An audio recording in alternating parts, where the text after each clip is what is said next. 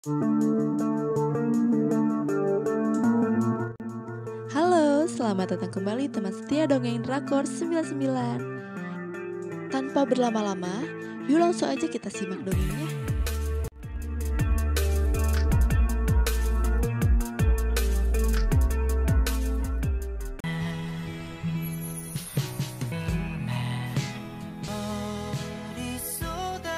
Youth of May.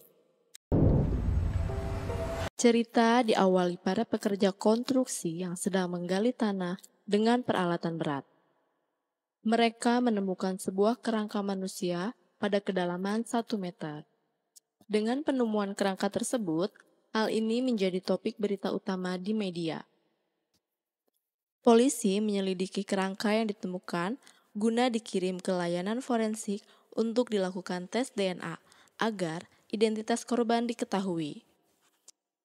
Lain lagi dengan mereka yang berada di lingkaran politik berpendapat jika kerangka ini mungkin korban pemberontakan Gwangju yang terjadi di tahun 80-an. 너 쪽팔림이라는 게 없냐? Di masa lalu, para mahasiswa sedang berdemo guna menuntut untuk mengakhiri darurat militer. Pada bagian lain, Huang Tae mendapat komplain dari rekan-rekan mahasiswanya, khususnya In Jae, karena selama mereka berdemo, dia tak pernah ikut guna menyelamatkan temannya bernama Kyung So yang tertangkap pihak keamanan. 사람이 죽어나가는 말 등 공부나 처하는 것들이 너 하던 대로 가서 Hal ini menjadikan mereka berkelahi. Mengetahui Sochul yang sedang krisis di rumah sakit, Huang Tae pun menjenguknya. Saat Sochul siuman, dia meminta Huang Tae untuk mengajaknya pulang ke Gwangju. 들어. Untuk itu, Huang Tae pergi ke kota Gwangju dengan menaiki kereta api untuk bertemu dengan wakil direktur rumah sakit untuk membicarakan kepindahan Sochul. Namun, wakil direktur RS menolaknya karena Huang Tae tak memiliki uang cash. 면 돈은 제가 어떻게든 그건 고향품에서 보내주는 게. Di suatu tempat, Soryeon sedang dikejar oleh 2 orang pria. Namun, dia dapat mengelabui kedua orang tersebut setelah berganti pakaiannya. 그 수법이 여직통을 Soryeon menjemput Myung-hee ke rumah sakit. Dia keluar rumah tanpa izin dari ayahnya, sehingga saat kembali ke rumah, dia menyelinap masuk melalui jendela kamarnya. Namun, dia menemui kendala. Sementara, Myung-hee yang akan masuk ke kamarnya kepergok sang ayah. Rupanya, Soryo adalah aktivis pendemo. Itu sebabnya ayahnya tak mengizinkannya keluar rumah.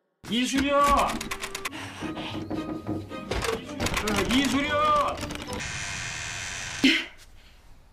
So-chan, kakak Soryeon yang tinggal di luar negeri, kembali ke rumah untuk memberikan kejutan. 고칠 거 없는데? Kedatangan kakaknya membuat Soryeon senang. Myung-hee diterima kuliah di Jerman. 진작 좀 잘. Di suatu tempat, seorang pendemo sedang diinterogasi oleh tim keamanan. Huang bersama Junggun menemui rekan-rekan sesama aktivis.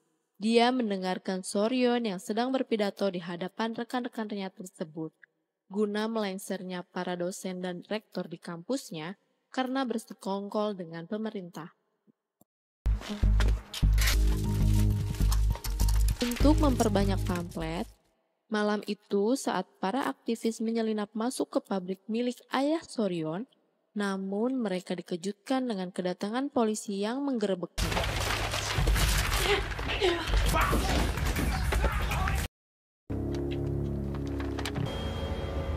Di kantor polisi, semua aktivis yang tertangkap, hanya Soryeon yang dibebaskannya.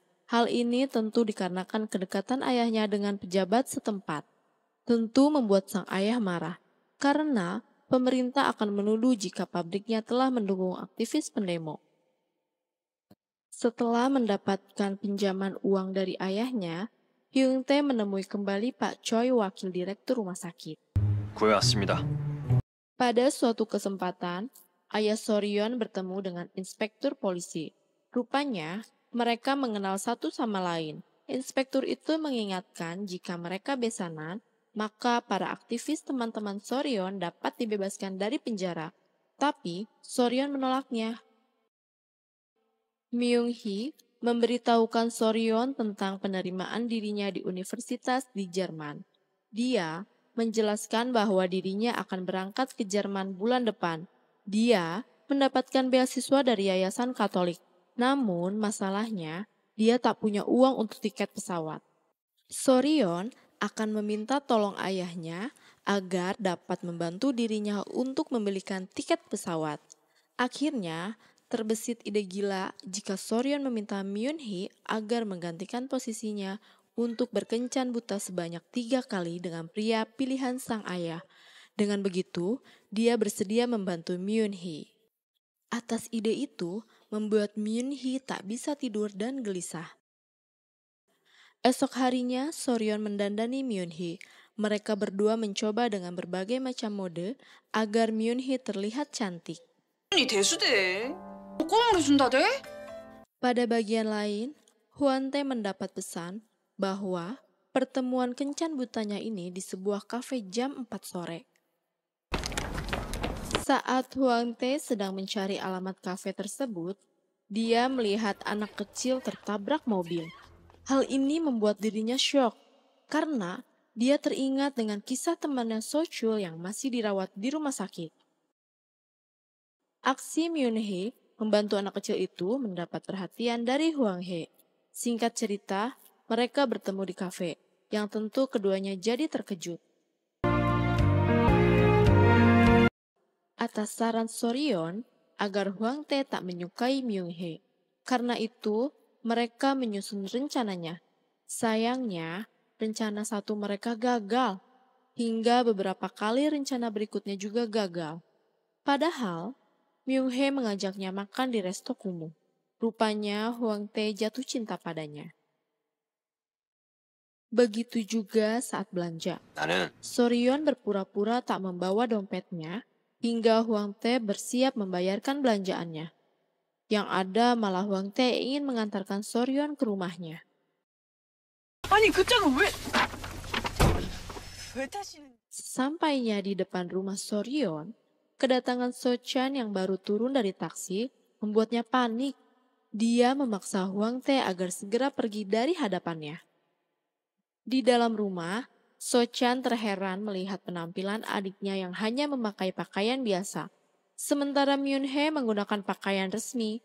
Dia menebak, jangan-jangan Myung-hee yang datang ke kencan buta tersebut. Perkataan ini membuat mereka berdua terkejut. Karena takut terbuka rahasia kencan butanya, mereka segera pergi meninggalkan So-chan. Soryeon mulai khawatir karena semua rencananya tak dapat menghentikan kencan buta itu. Apalagi, secara diam-diam, Hwang-tae membelikan sepatu untuknya. Myung-hee tak peduli lagi walau dia harus bertemu beberapa kali lagi dengannya, asalkan tiket pesawat ke Jerman bisa didapatkannya. Di rumah, ayah Hwang-tae mengingatkannya kembali agar dia dapat menikahi wanita kencan butanya. Karena pernikahan ini akan menentukan nasib keluarganya. Pada bagian lain, Hwang-tae mendatangi rumah Sochul guna memberitahukan keluarganya bahwa anaknya dirawat di rumah sakit. 공장 일은 어쩐다요? Di rumahnya, Soryeon mendapatkan berita bahwa kencan dengan Hwang-tae berjalan lancar. Selain itu, teman-temannya telah dibebaskan dari tahanan. 진짜요? Mengetahui teman-temannya sudah dibebaskan, Soryeon menemuinya. Kedatangannya mendapat protes dari teman-temannya. Mengapa dia dibebaskan lebih dulu? Padahal, bukti pamflet itu dipegang olehnya. 싫단 소리 길게도 한다. Menjelang festival olahraga junior, Myun-so tinggal di rumah kakaknya. Di lapangan, hubungan Jung-tae dan Myun-so tak akur. Tentu dikarenakan Myun-so anak orang miskin, sehingga Jung-tae merasa tersaingi olehnya, yang dianggapnya atas level dengannya. Tak sengaja, saat So-chul berkeliling rumah sakit, dia melihat keberadaan Myung-hee. Dengan memberanikan diri, Dia pun menemuinya. Hal ini membuat Myung-hee terkejut karena dia tak mengetahui bahwa So-chul pimpinan baru mereka. 근무 중이라. 아, 그래. Malam itu, pertemuan kencan buta yang ketiga pun berlangsung. Hwang Tae merasa nyaman jika bertemu dengan Myung-hee. Dia bahkan merasa sering tertawa karena ada saja hal yang lucu saat bertemu dengannya. Peristiwa tak terduga pun terjadi, di mana Dr. Byung-chul yang cintanya ditolak datang ke restoran yang sama guna menjelek-jelekan dirinya. Hwang Tae mengetahui arah pembicaraan dokter itu, sehingga dia menghampiri dan menyiramkan air minum padanya. Karena Myung-hee kakinya terkilir, sehingga Hwang Tae membopongnya. Selain itu, dia mengobati kakinya yang terkilir.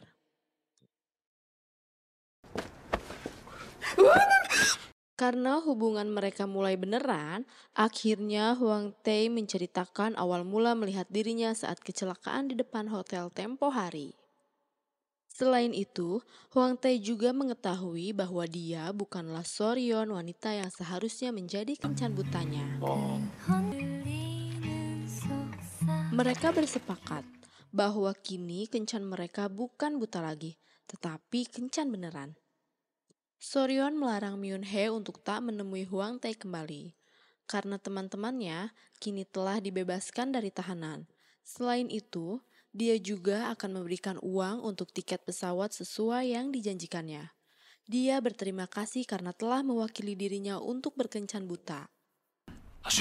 Tiba-tiba, teriakan ayahnya memanggilnya untuk menemui seseorang. Betapa terkejutnya mereka saat mengetahui yang datang adalah Hwang Tae yang membawa hadiah untuknya. 연락 없이 와서 많이 놀라셨나 봐요. Rupanya, hari itu ayah Soryeon berulang tahun. Saat di meja makan, situasi yang memojokkan satu sama lain akhirnya membuat Hwang Tae pun harus berbohong kepada mereka dengan tak membuka rahasia di saat So-chan menanyakan kencan buta mereka. Tentu, hal ini membuat Myung-hee serba salah, karena mereka telah bersepakat untuk menjalin hubungan nyata. 명이 니랑은 잘 아는 사이지? 그러면 제가 대신 가드릴게요. Hwang Tae dan Soryeon pun pergi keluar rumah. Hwang Tae menanyakan alasan Soryeon membohongi orang tuanya tentang kencan buta tersebut. Namun, dengan merasa tak bersalah, Soryeon menjelaskan bahwa dia tak ingin menikah dengannya. 그 누구? Hwang Tae mengajak Soryeon agar berterus terang apa yang sebenarnya terjadi. Dia tak ingin terlibat Myung-hee dalam masalah ini, karena dia memang menyukainya. Dia menyalahkan Soryeon yang membuat masalah ini menjadi rumit. Dengan kesal, Soryeon tak percaya jika Hwang Tae benar-benar menyukai Myung-hee. Saat Hwang Tae akan pamit, ayahnya meminta So-chan untuk memberikan kue ulang tahunnya. Kesempatan itu dimanfaatkan Hwang Tae untuk menanyakan kesembuhan kakinya dan dia merindukan dirinya. 보고 싶다고는 생각했었는데. 로그요. 네. Di kamarnya, Soryeon mengingatkan Myung-hee agar tetap berbohong pada keluarganya tentang kencan butanya. Tentu hal ini membuat Myung-hee kesal, karena selama itu dia juga akan terlibat dengan masalah keluarganya. Sesampainya di rumah, Myung-hee membaca pesan dari Hwang Tae yang mengajaknya untuk bertemu. Saat bertemu, Myung-hee menjelaskan bahwa dia berasal dari keluarga miskin. Lagi-lagi, Myung-hee terdiam saat Hwang Tae tak mempermasalahkannya. 창원 실업 딸도 아니고. 아닌 반무대 가수셨고요. Esok harinya, So-chan mengajak Myung-hee pergi ke toko kue beras. Saat mampir di resto, Myung-hee terkejut mendengar So-chan menceritakan bahwa orang tua mereka kini sedang merencanakan pernikahan Soryeon dengan Hwang Tae. 신중해야 하지 않나.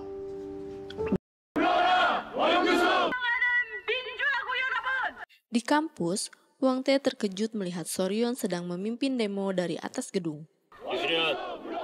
Aksi demo Soryeon menyebabkan dia harus dibawa ke rumah sakit karena terjatuh dari atap. Walau dia tak terluka parah, namun dia mengalami gegar otak ringan. Kelakuan mereka berdua seperti Tom and Jerry sehingga membuat Myung-hee menegurnya. Myung-hee tak ingin memperburuk keadaan setelah mengetahui bahwa orang tua mereka tetap merencanakan pernikahan anaknya. Pada kesempatan itu, Myung-hee memberitahukan bahwa dia akan kuliah di luar negeri. Oleh karena itu, kencan buta dengannya guna mendapatkan tiket pesawat dari Soryeon. Myung-hee bahkan tak ingin kembali ke Korea. 때문이었어요. Oleh sebab itu, dia meminta agar mereka mengakhiri hubungannya. Mendengar apa yang diucapkan Myung-hee membuat Hwang-tae kecewa.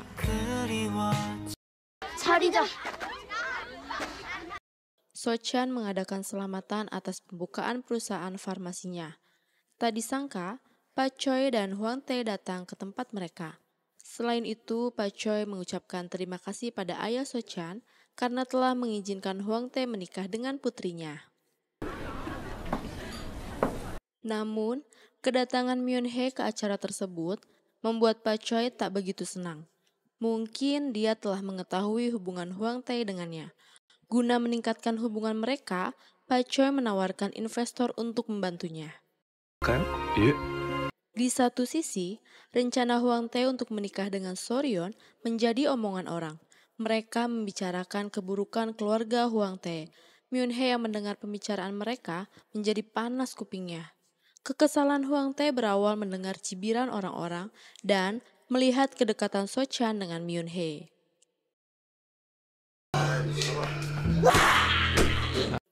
Ayah Hwang-tae bernama Pa Hwang. Dia meminta bawahannya untuk menguntit anaknya. Kedatangan Hwang-tae ke rumahnya membuat Myung-hee terkejut. Dia tak tahu jika Hwang-tae datang untuk mengajar Jin A yang menjadi muridnya. Karena Hwang-tae membuat Myung-hee grogi sehingga dia terpeleset. 선생님이요? Hwang-tae menemui kembali wakil direktur rumah sakit untuk memberitahukan tanggal pemindahan So-chul.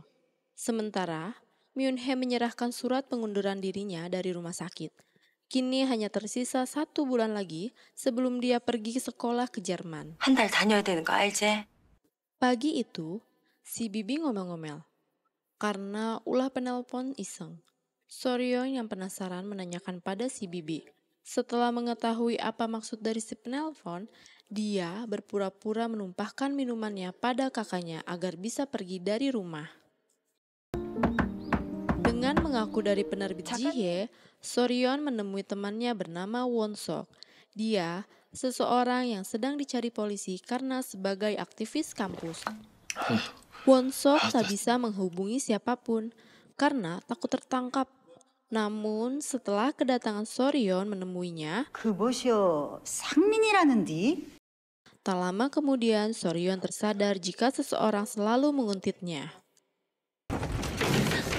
Menyadari hal itu, dia menyuruh Won-sok untuk segera kabur. Pada bagian lain, Pak Hwang lagi-lagi menangkap Soryeon yang sedang berada di tempat Won-sok. Dia beralasan harus mengetahui kelakuan calon mantunya. Soryeon menjelaskan bahwa dia tak akan menikah dengan Hwang-tae. Dia mengingatkan bahwa ini terakhir kalinya dia akan memaafkannya. 전남으로 자천당했어. 그 말려 죽이는 놈보다 Siang itu, Myung-hee ditemani Hwang-tae untuk berkunjung ke panti asuhan.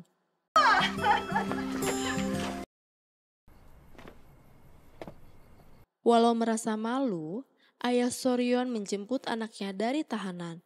Dia memarahi anaknya tersebut.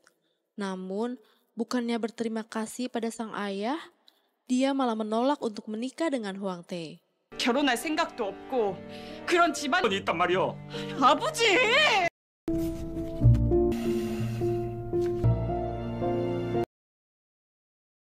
Sementara, So-chan telah bertemu dengan investor baru atas rekomendasi dari Pak Hwang. Kedekatan Myung-hee dan Hwang-tae makin melekat saja kayak permen karet. Pak Hwang menemui ayah Myung-hee bernama Hyun-chul guna menservis jam tangannya. Selain itu, dia mengingatkan Hyun-chul agar dapat menjaga putrinya. 형님네 딸내미 요새 아주 잘 Soryeon menemui Hwang Tae dan menceritakan bahwa dirinya diancam oleh sang ayah Hwang Tae agar mereka segera melangsungkan tunangan. Selain itu, Pak Hwang kini terlibat dalam urusan ayahnya. Soryeon meminta agar pertunangannya ditunda sampai dengan pembangunan pabrik ayahnya selesai. Namun, Hwang Tae menolaknya dan pergi meninggalkan Soryeon. Di bagian lain, Hwang Tae telah membayar administrasi tentang kepindahan Sochul ke rumah sakit Gwangju. Malam itu, Hwang Tae membawa sebundel bunga untuk diberikan pada Myung-hye. Namun Myung-hye membuat bad mood Hwang Tae karena dia memintanya agar segera bertunangan dengan Soryeon. 야, 수련아. Soryeon menemui Myung-hye yang baru keluar dari rumah sakit. Dengan menyesal, dia memberitahukan bahwa keluarganya kini dalam bahaya. Dia meminta Myung-hye untuk membujuk Hwang Tae agar menunda pertunangan mereka. Namun Myung-hye tak yakin dapat mempengaruhi Hwang Tae. Esok paginya, Hwang Tae akan menemui ayah Soryeon. Namun dihalangi olehnya. Pertengkaran mereka terhenti karena kedatangan Sochan. Hwang Tae menjelaskan pada ayah Soryeon bahwa mereka akan bertunangan. 최대한 빨리 말씀드리는 게 나을 것 같아서요. 약혼하겠습니다. Myung-hye berfoto guna membuat paspor. Semua ini atas bantuan Soryeon. Myung-hye berterima kasih karena Hwang Tae telah mendengarkan sarannya agar mereka bertunangan terlebih dahulu. So-chan terkejut bahwa acara pertunangan akan dilaksanakan minggu ini. Selain itu, tempatnya pun terlalu mewah untuk sebuah pertunangan. Teman-teman aktivis Soryeon marah dan merasa dikhianati karena Soryeon akan bertunangan dengan Hwang Tae di mana ayahnya adalah kepala intelijen musuh utama mereka.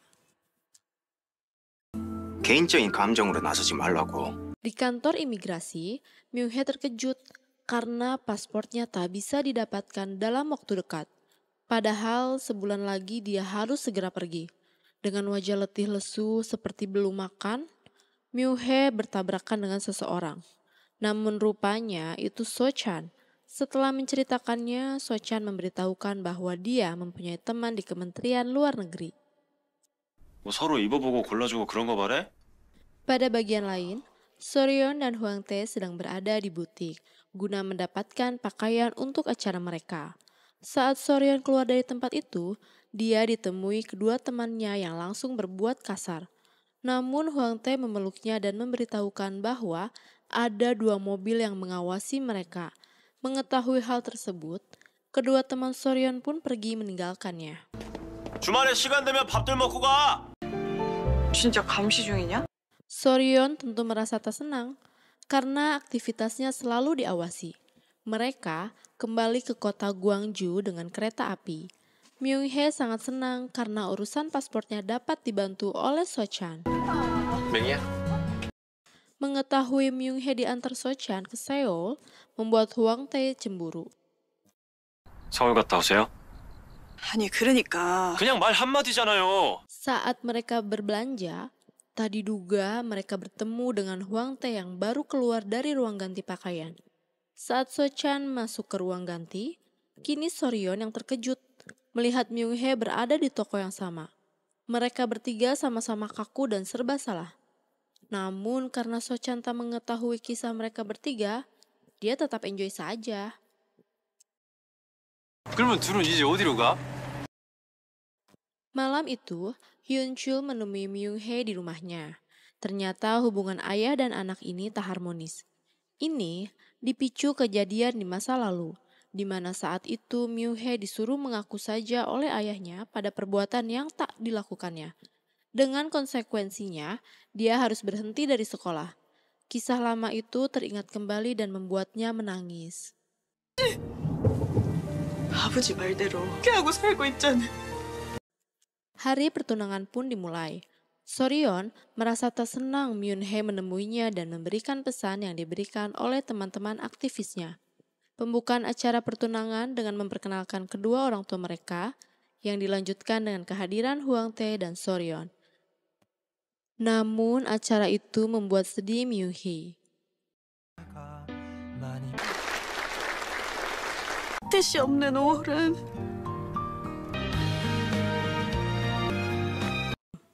Keberadaan Huang Tae yang menghilang dari acara tersebut membuat ayahnya jadi kesal. Soryeon menjelaskan bahwa Huang Tae sakit, sehingga dia pulang duluan. Saat Myung Hee tiba di rumahnya, dia dikejutkan dengan Huang Tae yang sudah menunggunya. Mereka saling memberikan cindera mata untuk dijadikan kenangan masa lalu sebelum mereka berpisah. Namun, seorang petugas sis kamling mengganggu mereka saat Huang Tae akan menciumnya.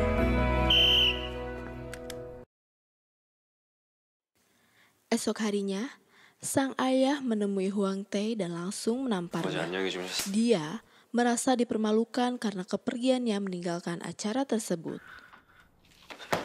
얼이 좀 크니까 이제 애비도 이겨 먹을 것 같지. Pada bagian lain, Junggun merasa kecewa kedekatan Myung Hee dengan Huang Tae. Dia mengingatkan bahwa Huang Tae adalah tunangan Soryeon. 네 수련이 친구 아니었냐? Pak Hwang dipengaruhi oleh temannya agar mereka mengganti pimpinan pabrik kimia itu dengan seseorang. Walau awalnya dia menolak, namun dengan berbagai macam alasan membuat Pak Hwang mulai terpengaruhi. 한 배 타려면 지금밖에 없어? Di tempat lain, So-chan bertemu dengan Huang Tae di sebuah resto. Saat So-chan mulai mabuk, dia mengungkapkan bahwa dia melihat kaburnya Huang Tae di acara tersebut bersama Myung Hee. Karena kesal, dia menjadi marah terhadap Huang Tae. 어찌 이 사람이 기술해? Ayah Soryeon tak menerima rencana Pak Hwang untuk membentuk manajemen gabungan di perusahaannya.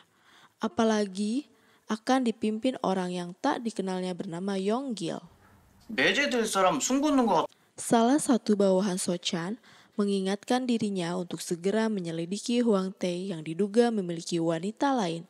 Namun So-chan tak mau mendengarkan sarannya.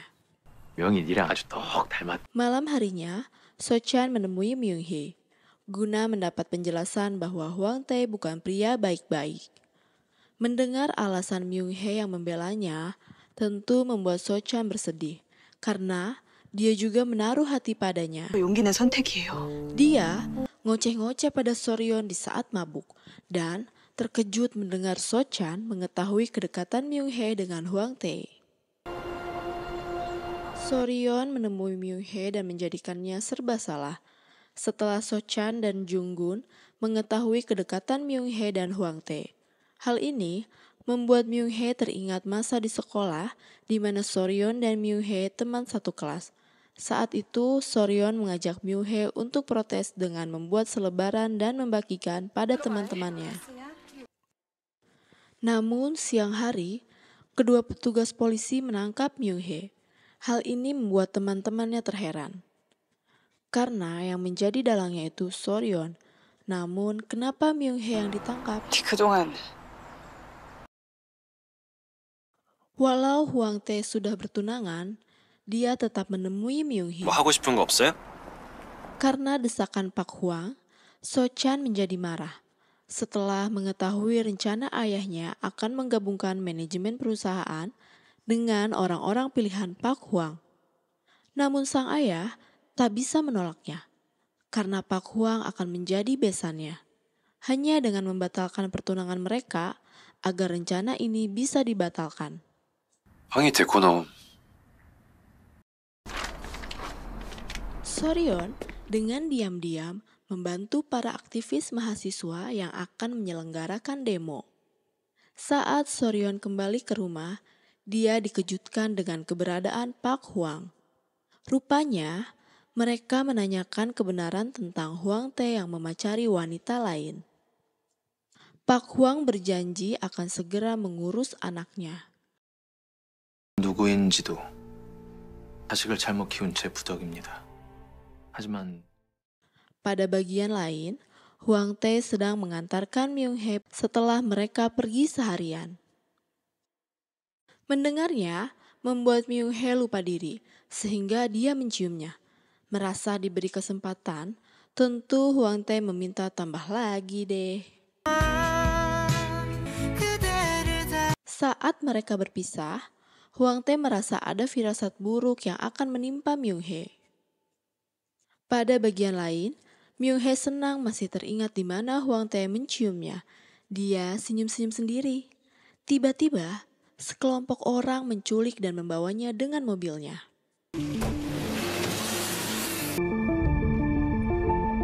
Myung Hae belum menyadari apa yang sedang menimpa dirinya. Esok harinya, Hwang Tae memberikan buku matematika pada Jin A dan memberitahukan hari itu hari terakhir dia mengajar karena dia akan pindah ke Seoul. Mengetahui semalam Myung Hae tak pulang ke rumah, Hwang Tae bergegas mencarinya ke rumah sakit. Sayangnya, dia tak dapat menemukannya. Tak seperti biasanya, menurut In Young bahwa Myung Hae selalu memberi kabar jika dia izin tak masuk kerja. Begitu juga dengan Soryeon terkejut mendengar berita menghilangnya Myung Hae. Polisi menolak laporan hilangnya Myung Hae karena belum mencapai 48 jam. Singkat cerita, Hwang Tae melanjutkan pencariannya ke rumah orang tuanya di desa. Hyun Chul menjelaskan bahwa ibunya kadang pikun, sehingga sering bertingkah aneh. Hwang Tae menceritakan maksud kedatangannya untuk bertemu dengan Myung Hae. Saat kembali ke kota, dia berpapasan dengan Myung Hae yang baru saja akan kembali ke rumah. Rupanya, Pak Hwang yang telah menculiknya. Dia masih trauma atas perbuatan Pak Hwang yang menyekapnya. Hal itu dikarenakan kedekatan dengan anaknya yang telah merusak hubungannya, Pak Hwang dengan keluarga Soryeon. Dia mengancam akan mempersulit proses pembuatan pasportnya. Myung Hae menemui So Chan untuk meminta tolong temannya yang bekerja di Departemen Luar Negeri. Namun proses pasportnya itu terpaksa ditunda karena harus mendapatkan persetujuan dari Intel. 개인 유학을 막을 수는 없어. 명희 네가 뭐. 그냥 좀 가시라고요. Kedatangan Myung Hae ke rumah malah bertengkar dengan ayahnya dikarenakan masa lalu mereka. Saat itu Hyun Chul ditangkap oleh Pak Hwang dikarenakan kakek Myung Hae telah membelot ke Korea Utara. Itu sebabnya paspor Myung Hae tak disetujui. Begitu juga dengan Hyun Chul yang ditangkap karena pembelotan ayahnya. Dia disiksa dan diinterogasi oleh Intel dan dipaksa untuk memberikan persetujuan pada apa yang tak dilakukannya. 왜 말 안 했어? 네 잘못이 아니라고 말해줄 수 있었잖아요. 모르고 당해서 맡기게 해요, 왜?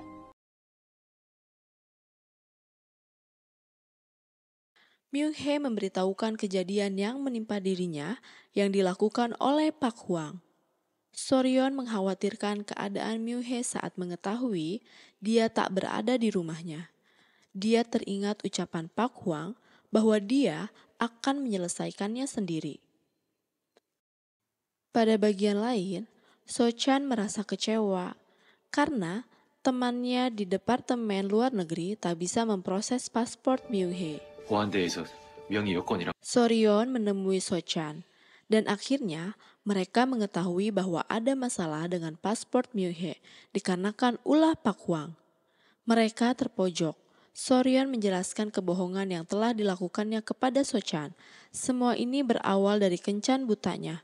Itu sebabnya Myung Hae jadi terlibat masalah ini dengan Hwang Tae. Tentu hal ini membuat So Chan jadi kesal karena merasa telah dibohongi adiknya. Pada bagian lain, aksi demo terus berlangsung guna menuntut penghentian darurat militer. Hwang Tae merasa bahwa kini Myung Hae selalu menghindar darinya. Dia meminta Hwang Tae untuk menanyakan pada ayahnya dan kini hanyalah penyesalan saja yang tersisa pada diri Myung Hae karena telah mencintai Hwang Tae. 아버지한테 물어봐요. 당할지 몰라서 앞으로 여서 내 인생이 Di rumahnya, Hwang Tae meminta ayahnya agar tak mempermasalahkan paspor Myung Hae. Dia berlutut di hadapan ayahnya. Sang ayah menyetujuinya. Namun dengan syarat Hwang Tae harus tinggal di Seoul dan jangan kembali lagi ke Gwangju. 제발. 나갈 준비해. 가면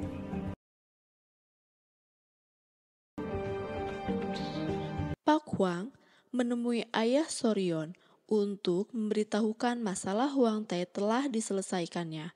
Mereka berdua harus tinggal di Seoul. Ayah Soryon merasa bersalah telah menerima perjodohan dengan Hwang Tae. Karena kekesalannya, dia mendapatkan serangan jantung. 미쳤지. 넌 춥다고.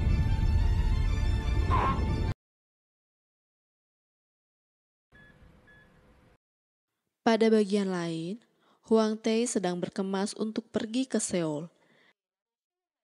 Di rumah sakit, kepala perawat memarahi Myung Hee karena bolos kerja tanpa memberi kabar. Hwang Tae berpamitan pada Myung Hee. Tentu hal ini membuat keduanya bersedih. 나름 조심한다고 했는데 머리가 많이 복잡하죠.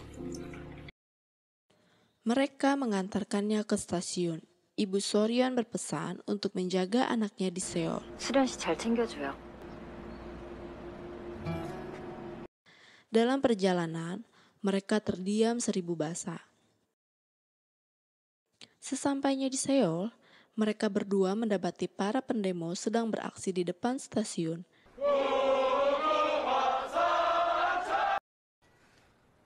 이라고 해도 믿겠니? Kehadiran Hwang Tae untuk mendapatkan informasi tentang rekannya bernama Kyung So tak disambut baik oleh Jung-gun. 경수랑 연락되는 사람 있나? Hari itu, Pak Hwang mengajak Yong-gil untuk diperkenalkan pada So-chan. Namun So-chan menolaknya jika mereka harus membentuk manajemen gabungan. Kesempatan itu dimanfaatkan So-chan menanyakan proses paspor Myung Hee yang masih belum diberikan persetujuannya. 총각이 지금 고작 여자 걱정할 때가 아닌데. So-chan membawa berkas untuk membantu Myung Hee. Namun dia kecewa di saat Myung Hee membatalkan niatnya untuk bersekolah di luar negeri. 네 여권 다시 진행되고 있단다. 쓰지 마셔요. 어차피 올해는 이미 텄고. Karena kesal ditinggal sendirian, Soryon pergi ke sebuah kafe. Sambil membaca koran, dia mendengar perdebatan alot di satu meja. Rupanya, mereka mahasiswa yang kemarin berunjuk rasa di depan stasiun. Salah satu dari mereka bernama Sang-min mengenal Soryon, sehingga dia mengajaknya untuk bergabung. Namun, Soryon menolak dan pergi tanpa menjelaskan alasannya. Sesampainya di rumah, terjadi kesalahpahaman di mana Soryon merasa dicuekkan Hwang Tae di rumah. 개인적인 일이야. 겁나 잘 알아서 나도 미쳐버리겠다. Untuk menjelaskannya, Hwang Tae mengajak Soryon ke rumah sakit untuk menjenguk So-chul yang masih tak sadarkan diri. Dia menceritakan asal mula datang ke kota Gwangju atas permintaan So-chul yang ingin dipulangkan ke rumahnya.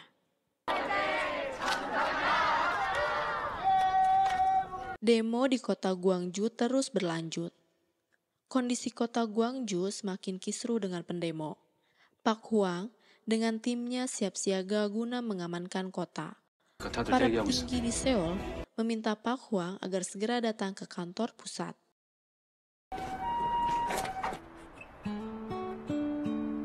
Karena ayahnya melarang Hwang Tae untuk kembali ke Gwangju, sehingga So-chul dipindahkan ke rumah sakit Gwangju tanpa ditemaninya. Namun Myung Hee yang menerima pasien terkejut mengetahui Hwang Tae adalah walinya. Myung Hee menemui Pak Pendeta untuk memberitahukan bahwa dia membatalkan untuk berkuliah di Jerman. Atas saran dan penjelasan dari Soryon, akhirnya Hwang Tae menemui Myung Hee kembali. Diam-diam, keduanya kembali ke kota Gwangju. Hwang Tae menjelaskan bahwa dia kini telah mengetahui alasan Myung Hee menolak cintanya, dikarenakan tekanan ayahnya. Pertemuan mereka kembali diluapkan untuk melepas rindu di rumah Myung Hee. 같이 있으면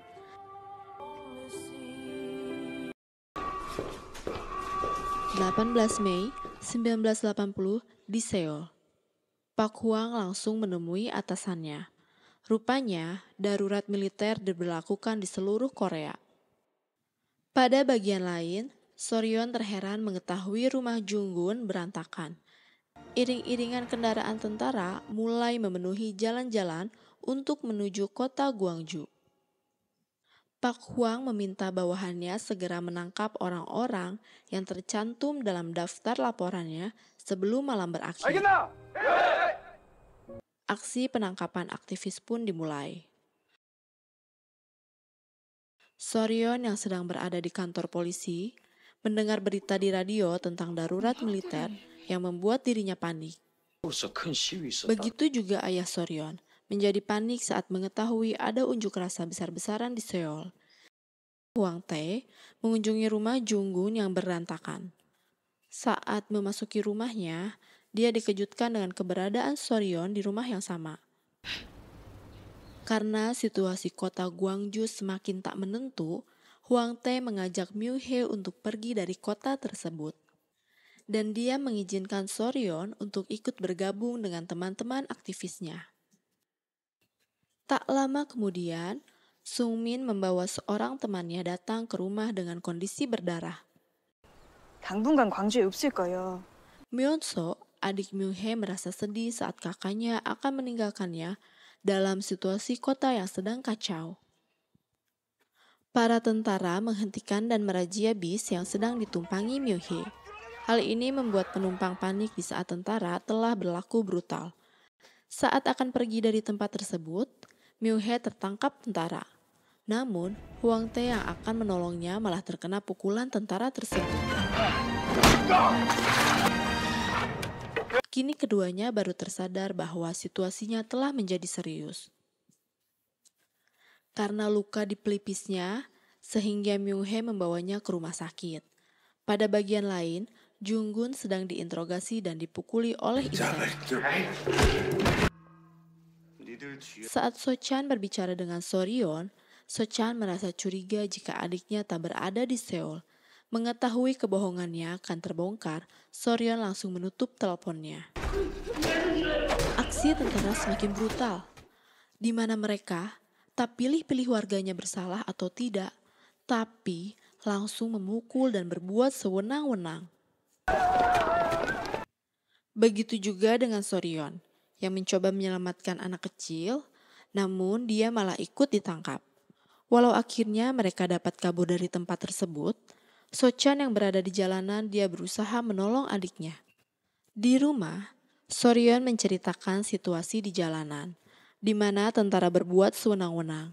So-chan teringat pesan ibunya sebelum meninggal untuk menjaga adiknya. Selain itu, kini kondisi ayahnya juga sedang dirawat. Soryon masih tak memahami kondisi keluarganya. Dia tetap ingin pergi keluar rumah untuk membantu orang-orang. Walau niatnya ini ditentang oleh So-chan karena situasi di luar rumah sangat berbahaya. Namun, Soryon yang tak peduli tetap pergi dari rumahnya. Karena di rumah sakit kekurangan dokter, sehingga Huang Tae ikut bertugas untuk merawat pasien.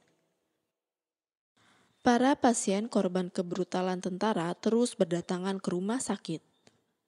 Pada bagian lain, Soryon dan kawan-kawan menjadi relawan untuk menolong orang-orang yang menjadi korban kekerasan tentara. Kebrutalan tentara menjadi-jadi. Mereka tak hanya menangkap mahasiswa, namun juga anak-anak sekolah. Hal ini membuat So-chan berusaha menolongnya. Namun lagi-lagi So-chan malah menjadi korban kebrutalan para tentara yang langsung memukulinya. Pimpinan rumah sakit mengadakan rapat darurat di mana para pasien korban kebrutalan tentara terus berdatangan. Wakil direktur memutuskan untuk menutup pintu gerbang utama dan mematikan semua lampunya. Namun mereka tetap menerima pasien. Hal ini untuk menghindari tentara yang akan menuduh pihak rumah sakit terlibat dengan para pendemo.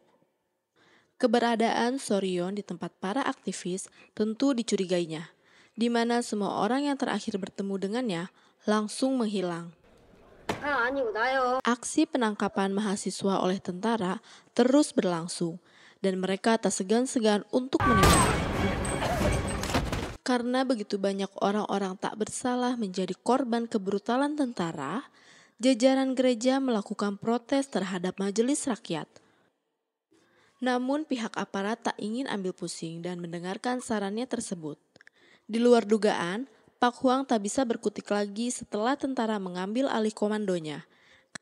karena dicurigai bahwa Huang Tae adalah bagian dari pendemo.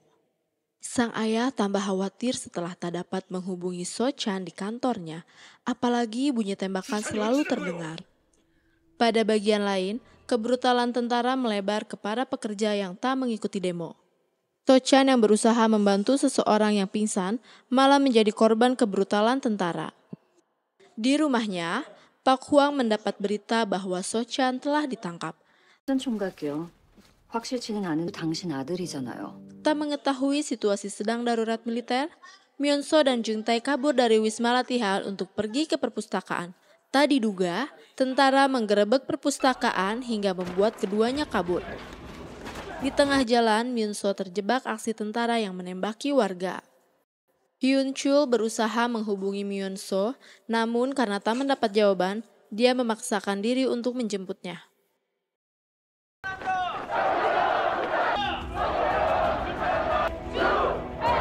Karena kebrutalan tentara, kini yang berdemo tak hanya mahasiswa, namun semua elemen masyarakat.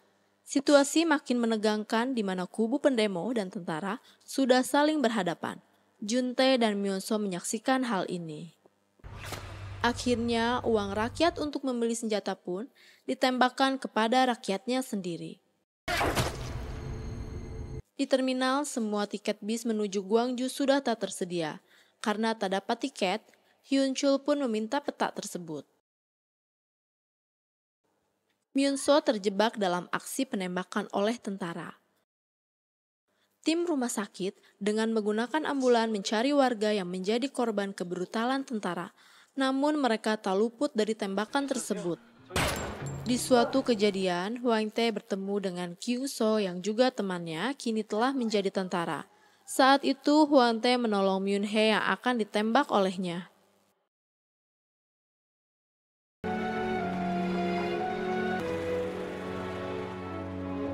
Hyun Chul memasuki batas kota Gwangju.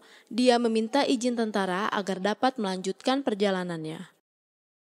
Soryeon protes karena temannya membagikan senjata yang didapatkannya dari gudang tentara cadangan untuk melindungi diri. 이수찬이 확실해? Pada bagian lain, gerak-gerik Pak Huang terus dimonitor oleh komandan tentara. Tentara mencurigai Huang Tae yang menjadi aktivis para pendemo. Walau kesal, akhirnya Pak Huang membebaskan So Chun dari tahanan tentara. 꼭 이렇게 도울 상황이 생겼네요. Kyung So mendapat teguran karena tak mau menembak saat melakukan aksinya. Dia beralasan tak mau menembak karena dia seorang perawat, bukan pemberontak. 분자가 아닌 사람을 쏠 순 없습니다. Dengan susah payah, akhirnya Hyun Chul sampai juga di rumah sakit dan bertemu dengan Myun Hee. 두 분 말씀 나누세요. Selesai bertugas, Huang Tae dan temannya pulang dari rumah sakit. Namun, di tengah jalan mereka dihadang oleh mobil tentara. Sementara Myun Hee menolak ajakan sang ayah untuk pergi ke kota lain. 집에 인사도 못 시키는 넌 뭘 믿고? 선생님, 혜태 씨가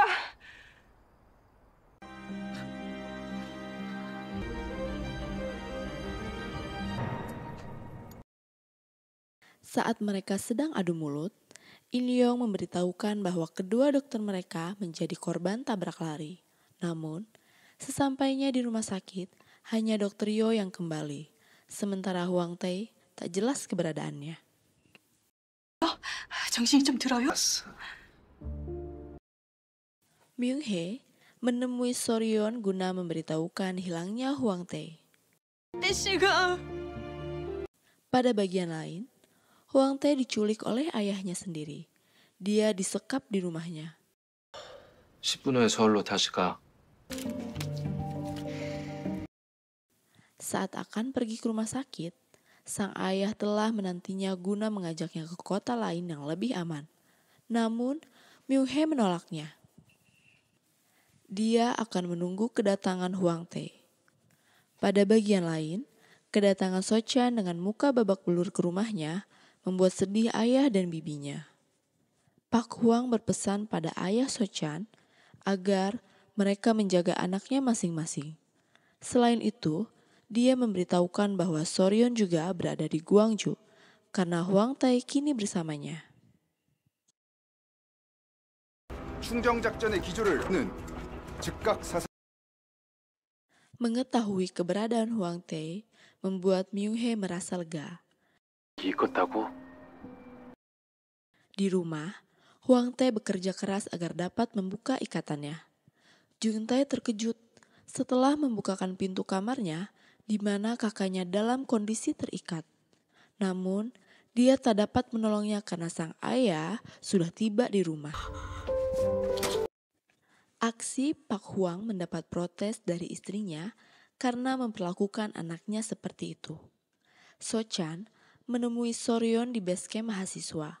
Dia mengajaknya pulang untuk bertemu dengan ayahnya. Namun, Soryeon menolaknya. Soryeon memberitahukan bahwa Pak Hwang kini menjadi ancaman terbesar buat mereka. Dia menunjukkan daftar orang-orang hilang di kota Gwangju. 무엇이 문제요? Pak Hwang merasa kesal karena kini Huang Tae menentangnya. Dia tetap akan bergabung dengan para aktivis. 대공수사과장의 아들이 깔데없는 고아새끼 거둬줬. Jung Tae berusaha meminta tolong ibunya agar segera melepaskan kakaknya. Karena Jung Tae mengancam ibunya untuk pergi ke kamp atlet membuat sang ibu jadi menolong Huang Tae dengan memberikan segelas air. Selain itu, Huang Tae meminta ibunya agar segera pergi dari rumah dengan mengajak Jung Tae. 데리고 나가 계세요. Jung-gun memberitahukan Pak Hwang bahwa dia teman anaknya. Karena terkejut, Pak Hwang jadi hilang kontrol dan memukuli Jung-gun hingga tewas. 어찌 모른 척을 하시오.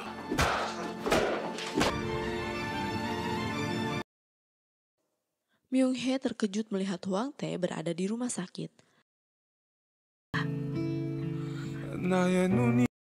Mengetahui anaknya menghilang membuat Pak Hwang marah pada istrinya. 황정태 얼른! Hyun-chul memberikan uang tabungannya pada Huang Tae. Karena jika diberikan pada anaknya, tentu dia tidak akan menerimanya. Selain itu, dia menitipkan jam untuk diberikan padanya.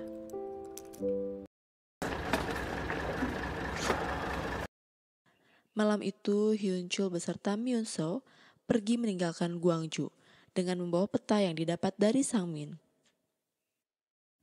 Myung-hye mengajak Huang Tae untuk tinggal di gereja karena tempat itu dinyatakan aman oleh pendeta.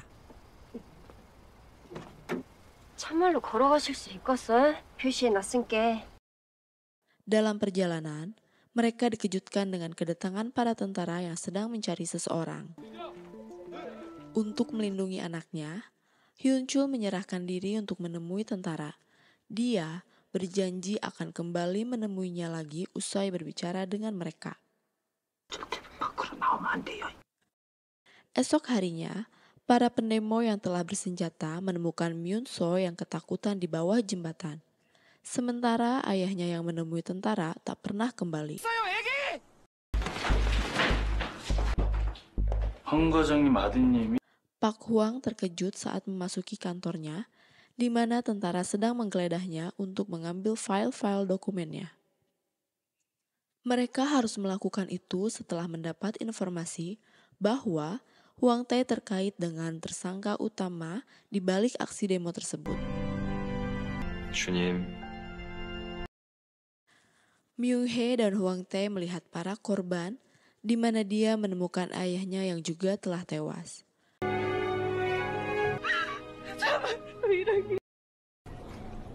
명이 네가 붙인 돈. Pak Hwang mendapat laporan dari bawahannya bahwa Myung-hye berada di kota Sangmuguan bersama Huang Tae. Dia menyuruh bawahannya untuk mengirimkan mata-mata dan membuat kekacauan di internal mereka, sehingga mereka dapat membunuh Myung-hye di depan Huang Tae. Dia juga memberikan perintah untuk membunuh adik Myung-hye yang selalu bersamanya. Seseorang memberikan pesan pada Myung-hye bahwa dia diminta datang ke pusat pelayanan. Kekisruhan kota Gwangju membuat hubungan keluarga Pak Hwang terancam perceraian karena istrinya menggugat. 양육권 내줄 생각 추호도 없으니까. 황정태! Saat adu mulut terjadi, si bibi memberitahukan bahwa Jung Tae anaknya pergi dari rumah. Saat Hwang Tae tiba di tempat jenazah, dia tak menemukan keberadaan Myung Hee. Ternyata, seseorang telah mengirimkan pesan atas namanya. Dia bergegas menyusul ke pusat pelayanan. Rupanya Myung Hee dijebak oleh orang suruhan Park Hwang untuk mengeksekusinya. Namun, di saat yang tepat Jung Tae datang dan melakukan perlawanan terhadap bawahan ayahnya. Pada bagian lain, Park Hwang yang berselisih paham dengan istrinya sama-sama mencari Jung Tae. Tak lama kemudian terdengar suara tembakan. Park Hwang bergegas mendekati suara tembakan tersebut. Rupanya, Jung Tae yang tertembak. Hal ini membuat ayahnya panik. Begitu juga ibunya yang langsung menyalahkan suaminya.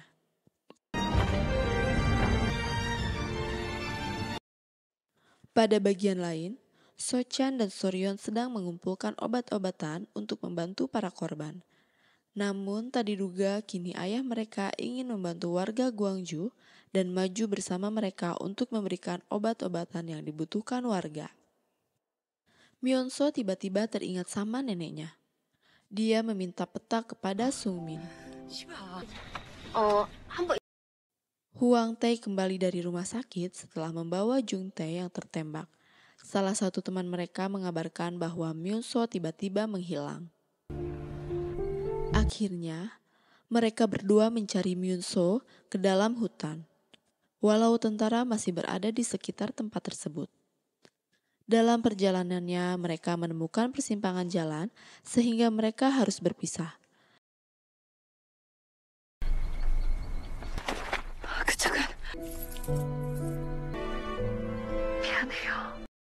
Dalam pencariannya, Myun Hee dapat menemukan adiknya.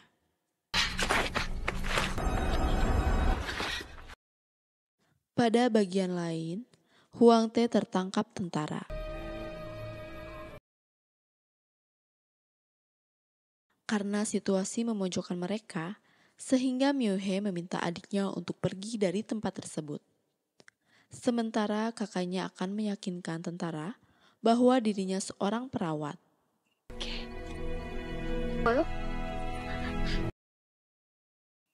Myun-so pun berlari sesuai perintah kakaknya. Sementara Myun Hee menemui tentara tersebut. Namun, pelarian adiknya diketahui oleh tentara sehingga tentara mengejarnya. Tetapi, komandan mereka malah akan menembak Myun-so. Mengetahui adiknya akan ditembak, Myun Hee menghalangi senapan tentara itu.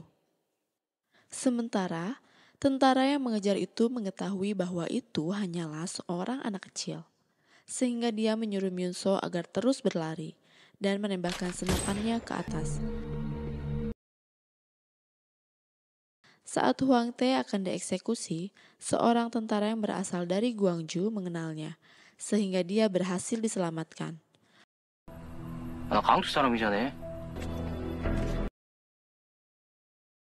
Myung Hee mengalami luka tembak, namun tak ada rasa belas kasihan untuk menolongnya.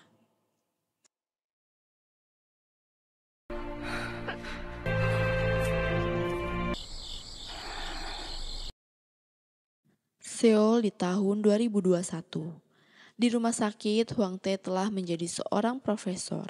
Saat berdiri di pinggir jalan, dia membaca spanduk bertuliskan 18 Mei pemberontakan Gwangju adalah ulah mata-mata. Rupanya Hwang Tae bertemu dengan Sok-chul. Tak diduga, Myun-so juga berada di tempat yang sama. Myun-so memberitahukan keberadaan Myun Hee. Di kantor polisi, Hwang Tae mendapatkan bukti-bukti hasil forensik bahwa tengkorak yang baru ditemukan itu adalah milik Myun Hee. Tak hanya Hwang Tae yang bersedih, begitu juga dengan Kyung-so, di mana mereka saling berteman di saat itu. Di rumahnya, Hwang Tae menemukan kompas yang dibawa Myung Hee masuk ke dalam hutan. Menurutnya, kini Myung Hee telah kembali setelah 41 tahun berlalu, walau hanya dalam bentuk kerangkanya saja. Kini dia tersadar apa yang telah dialaminya adalah cara Tuhan menjawab doanya. 41 tahun yang sepi dan menyakitkan, Hanyalah cintaku padanya. Hiks hiks. Cerita ditutup Hwang Tae yang berziarah ke tempat Myung Hae.